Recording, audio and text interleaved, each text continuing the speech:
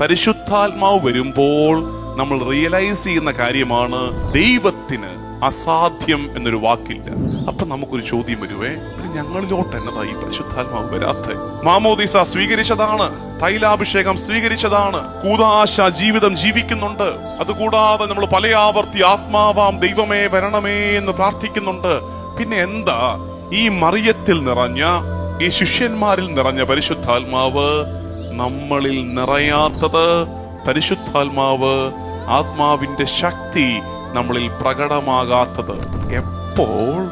ദൈവിക പദ്ധതിയുടെ മുമ്പിൽ പിടിവാശികളില്ലാതെ, മസിലുപിടുത്തമില്ലാതെ, സ്വാർത്ഥ താല്പര്യങ്ങളില്ലാതെ, എളിമയോടെ ഇതാ കർത്താവിന്റെ ദാസി എന്ന് പറഞ്ഞൊരു കംപ്ലീറ്റ് സറണ്ടറിങ് എപ്പോൾ പോസിബിൾ ആകുന്നോ ആ സമയം തൊട്ട് പരിശുദ്ധാത്മാവ് പ്രവർത്തിച്ചു തുടങ്ങും.